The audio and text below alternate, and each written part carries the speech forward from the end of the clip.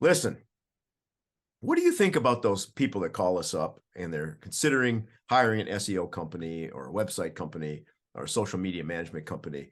And they say, yeah, I want you to do A, B, and C from your menu, but I don't want to be on Facebook. I never get any business from Facebook.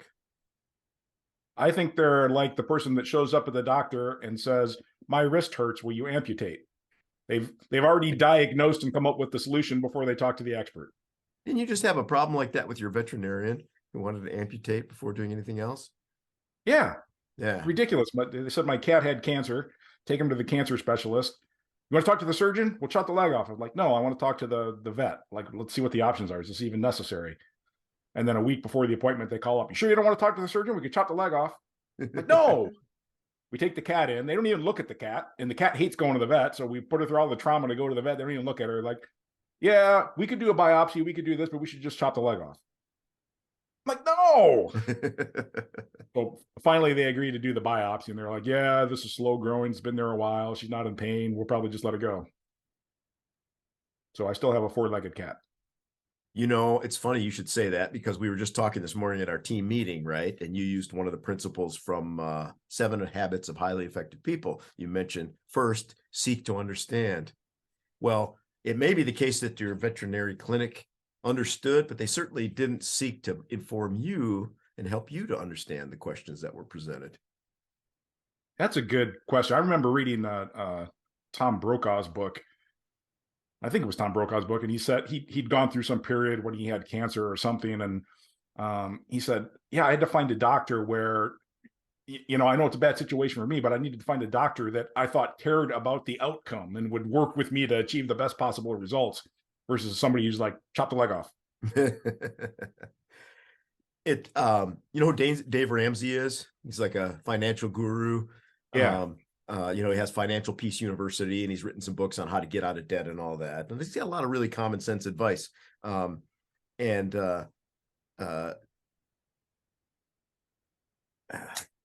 man, I lost my thought. What were you just saying about Tom Brokaw? That you want to work with somebody who cares about the outcome. Yeah. And so Dave Ramsey, when he refers you out, when he says, oh, I've got a list of preferred vendors for insurance or financial planners or whatever, he says, I'm looking for financial planners with the heart of a teacher.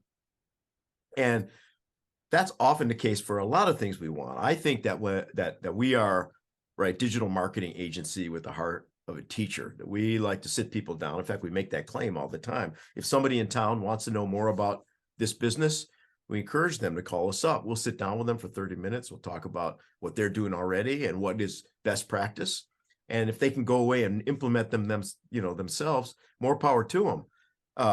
But more importantly, if you end up working with somebody over the long term, you want them to be able to explain what they're doing, why they're doing it, what the potential outcome is going to be. And you want them to stay present all the way through the process, not just bark some order and send you away, right?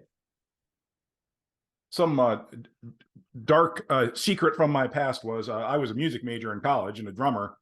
And I was recently listening to an interview with this guy who's the drummer from Styx. And he talked about the 5 important things about being a successful musician. And it was like stuff that I never thought about. It's like, you just have to show up and play really well, right? It's like, no, you got to do all this other stuff. And one of the things was there's probably a lot of people who could play this gig. Make them glad they chose you. And same with SEO company or finding a trainer at the gym. It's like, there's probably a lot of people that can do this. So pick one that, you know, you're glad you're working with those people. Yeah, you know, and drummers have a bit of a reputation, right? Like you get a drummer in the room and it's like, I wish that guy would just shut up, right? Because it's like, come on, I can't think. So you get a drummer who's really good at what they do, but they know how to listen, interact with the rest of the group, right? Create some space for everybody. That's going to put them at the top of the line. It can go both ways in our business, right? You can have an SEO agency that just tells you blah, blah, blah, blah, blah, blah, blah. It doesn't stop to explain it. Doesn't stop to ask you questions, understand your need. And then, you know, we were going to lead into this with our conversation today. We have clients sometimes that call us up and they go, well, I want to hire a digital marketing agency. And here's what you're going to do for me. Right? But I don't want this, this, and this, and this. Don't do Facebook. Our goal then is to slow them down and say, well, listen, these are the things you think you need.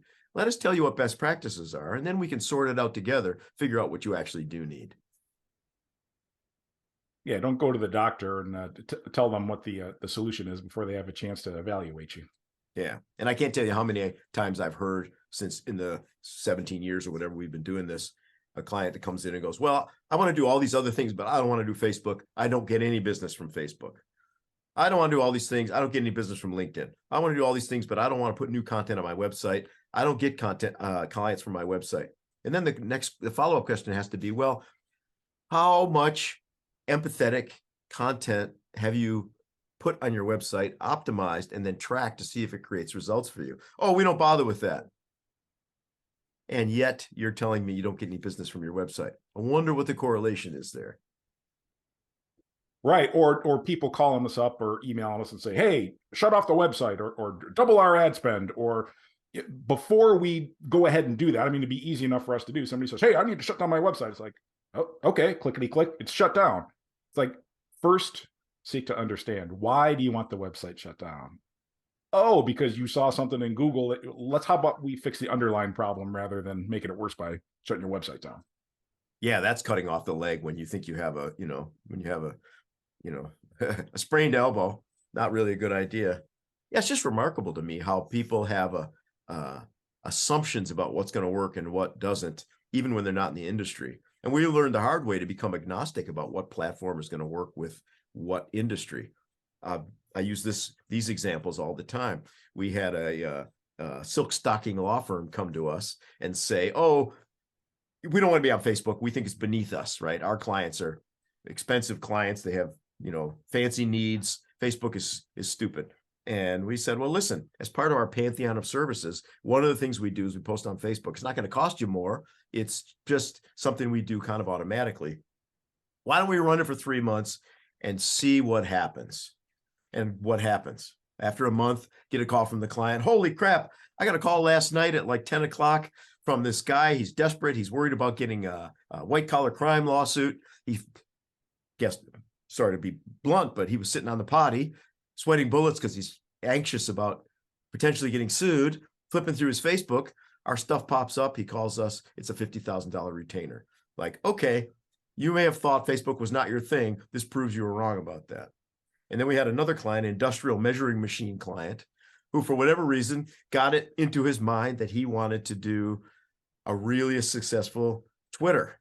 So he's like, my German counterpart has 400 followers on Twitter. I want to beat that guy. Let's get more followers. So we researched it. We figured out how to get more followers to create compelling content.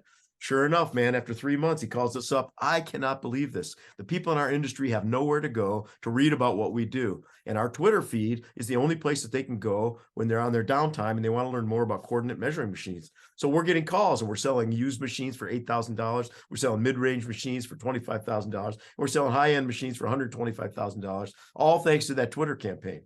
I had no idea before you did this, right? If you don't try, you don't find out. And I can't believe we started off this conversation randomly with all these random points, but I'm going to tie it all together. It's like, nice. You want to work with somebody who cares about the outcome and is first going to seek to understand and work with you to educate. Can you imagine you hired some, faceless company with, and you just call them up and they're shut down my website. Okay. And they shut down your website and they don't even ask you any questions or I don't want to do this. And they don't care about the result. What they care about is getting you off the phone. Like when we work with our clients, we do care about the results and, being invested in the outcome with them. Not to mention we have the expertise to follow through on it. Yeah, it's interesting being a co-owner of a small business like this. You sweat bullets and lie awake at night worrying about your clients' success. And it's just impossible to imagine that not calling out GoDaddy because they serve a great function, but calling out the GoDaddies and the Comcasts of the world, which, their job is to get you signed up on the dotted line and make sure that check keeps coming in and spend the least amount of time possible with you to maximize, return on investment and profitability. A completely different experience. And so, if we can serve people well with excellence and distinction, it makes a lot more sense for them to be aligned with a company like ours where we really do care about the outcome. Absolutely. You know what else I care very much about the outcome with? Do tell. Cooking steaks. Cooking steaks? Well, I care about buying them. understanding where they came from, preparing them for cooking, doing the preparatory phase like a reverse sear or a forward sear. I care about the cook itself. I care about the resting. I care about the presentation and service. All of that needs to be done well to have a 9.0 plus steak on the steak assessment scale. The steak assessment scale. And you have to frame that for people. Like if you're looking for a 9.5 steak or a 9.1 steak, anything 8.9 or above is really pretty good. You'd be pretty happy to have that. But if somebody's like, I don't like this steak, I prefer the one at Ponderosa, you know you're playing on a different level. Like that's the minor league, not even the minor leagues, right? That's pee-wee ball compared to the major leagues. Yeah, we've gotten there. I mean, listen, if I got nothing else to do, I'm stuck in a small town and the best steak I can get is at Outback or Texas Roadhouse. I'll get it. I'll be happy I had a steak, but it doesn't begin to move the steak assessment scale needle, right? And especially the longer we go down this road, the harder it is to move that needle past a 6 or a 7 up into 8, 9, and nearing the 10 range. You know what I'm salty about? And I was telling you this earlier. I'm salty about the fact that I've probably ordered steak in restaurants in Canada 100 times in the last decade, and I can't say I've ever had a steak that broke 6.5, maybe 7 if I'm really, really drunk. And that's frustrating as hell. I mean, that's a big agricultural country. They've got a lot of cattle there. Seems like they know how to eat for the most part. How come I can't get a good steak in Canada? What are they, boiling their meat? I mean, just recently I was up there and they specifically looked me right in the eye when I ordered my ribeye, and they said, how would you like that cooked? And I looked them back in the eye and I said, I would like that medium rare. Well, it was anything but medium rare. It was cooked all the way through. So it was a lovely gray color from one side to the other. And it was the opposite of tender. And although it might be, I think it could be said that there was a certain pleasing beef jerky like saltiness to it. It was not my idea of a medium rare ribeye. And I would say 6.5 would be a very generous score for that steak. And, in retrospect, it doesn't crack the 3.5 level on the SAS. Well, first, you have to learn how to order it properly. Oh, do tell. So when I sit down and I tell some, like I ask, make sure you bring me hot sauce, and I know they're going to forget to bring the hot sauce, or I need a really good steak and it needs to be medium rare, and I know they're going to screw it up. I then add, I suffer from Tourette's, and if you bring me a steak that's cooked beyond medium rare, I start swearing loudly and uncontrollably. Well, not everybody can pull that off, but for some reason, when they look at you, they go, "This guy's serious. We better bring him a good steak." Yeah, man. Once in a blue moon, I'll send a steak back, but usually you do that at a good restaurant, right? Where the expectation is you're going to get an 8.0 or better. And if they really screw that up, you send it back, and they're usually humble enough to do that. You and I have been chattering quite a bit lately about this newish concept in our pantheon of steak and margarita expertise skills, and that has been truffle salt. So I can't remember how I came upon the notion of having truffle salt on my steaks.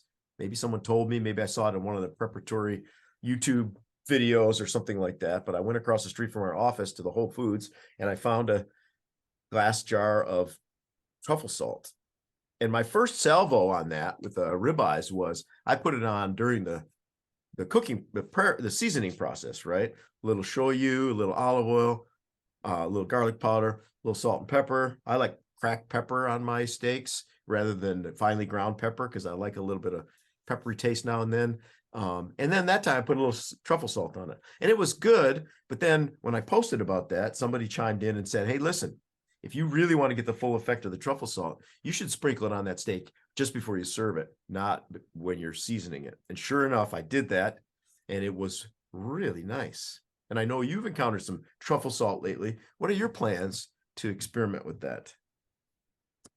Well, I've been hearing about truffle salt for years, and I didn't want to take like a really nice steak and do something that I didn't know was going to improve it. So I've just been holding off. So I needed a kick in the pants, and you mentioned it. I'm like, okay. But then I level 8 failure. I was too lazy to drive across the street to Whole Foods and pick up the truffle salt. I did forget about it. So I got sick of that and I ordered it, my $11 truffle salt on Amazon, and it came the next day. And tonight, I'm going to take a steak, a Wagyu steak, 2 inches thick. I'm going to put some olive oil and shoyu on it, salt, pepper, and garlic powder, seal it in a vacuum bag, sous vide it for 2 hours at 131 degrees, take it out, and sear the hell out of it on my grill for about a minute aside. Slice it up and put a little sprinkle of truffle salt. That is going to be next level. I have absolutely no doubt about that. That raises an interesting question. What truly is the proper internal temperature for a medium rare steak? Well, they say it's 135, right? So the reason that a lot of steak cookeries say we take it off at 125 is that they're going to give it a little time to rise after they take it off. But you don't have to do that with a sous vide, right? It gets to temp and that's where it is. Exactly. And I would say if it's a Wagyu steak, you could even go a little less than that because you don't want to overcook it. Yeah. So if I was doing a reverse sear, like reverse searing it in the oven or the grill, I think I would yank it at 125 and let it rest for 10 minutes, loosely tinted with foil until it comes up to the 130, 131. And then you sear it for the, minute or two aside, and that brings it up to the temp you want. And you'll sear it on a gas grill? That's what I have. So that's what I sear it with. Yeah. Yeah. No, I mean, that's perfectly reliable. As I've told you recently, I've been experimenting with my approach to ribeye roasts. And I did one in the smoker recently, and I didn't happen to really care for the smoky flavor that much because I can do a freaking 9.7 ribeye roast in the oven with my 5x5 method, which I'm going to save, and we'll talk about that at some level later. But it's interesting, like when I do a steak, my favorite way to finish it or even to fully cook it is to do it over hardwood or charcoal because I just love the flavor overtones that creates. But I don't necessarily love that for the ribeye roast. It gets done in the oven, and so you can do some amazing work over a gas grill or in an electric or gas oven or a convection oven. All those things can really, you can exceed the 9 meter without, with a little bit of skill, right, and practice.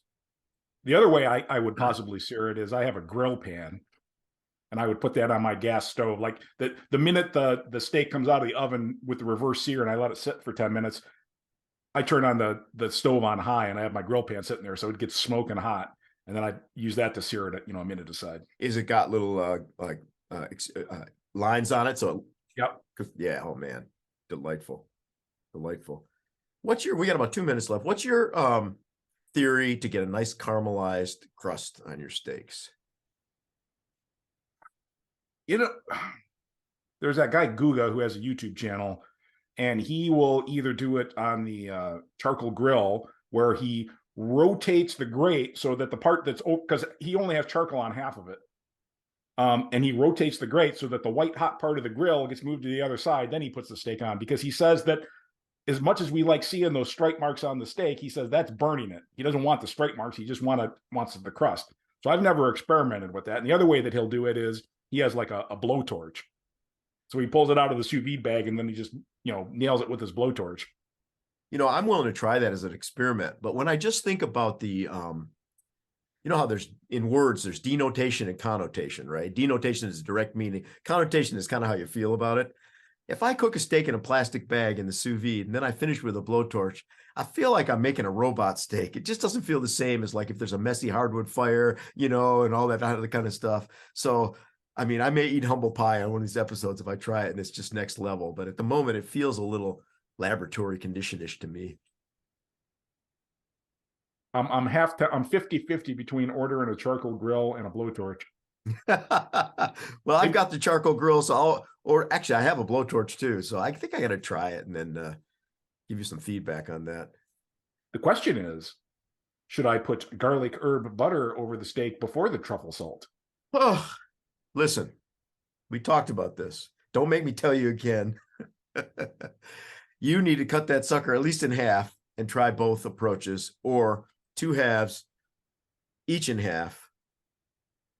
No, one half of the steak is no garlic butter. One half is no truffle salt. One half is truffle salt. The other half is garlic butter on both. Garlic butter, no truffle salt. Garlic butter, truffle salt. I suspect way over here is going to be some pretty damn good steak and I don't know that I can yumminess. bring myself to desecrate the Wagyu steak with garlic butter. Well, you think it got just two needs- of those. You got two of those Wagyus, right? I do. I need to wait till there's enough people over here to make it worthwhile to cook two of them. Yeah, that's a fair point. So that you can do a, you know, when we were over at your place, whatever that was last summer, I can't remember, and you did like 3 ribeyes, and there was one that was smoked and blah blah blah blah. Right? They were all amazing, but there was definitely a clear favorite. Do you remember? It was the one that came out of the smoker with the Cajun seasoning, right? Yes, it was. I mean, that first of all, you happened upon some incredible ribeyes. Like those were the, you know, the quality of the beef, the tenderness and the flavor of the beef was next level. And then you just nailed the cooking process. And so, you know, it was like a 9.3, a 9.5, and a 9.7 on this SAS for those 3 steaks. And then you were standing in the corner of the kitchen with your apron on, squeezing lemons and limes and oranges and making margaritas. As I recall, those were pretty damn good margaritas too. And that will happen again after September 17th. What happens on September 17th? It's my birthday and I celebrate 1 year of sobriety, at which point I will rapidly deploy the non-sobriety procedures. Awesome. All right, man. Steak and margaritas, SAS, MAS, and the combined S&M AS. More on this next time on Rockstar SEO.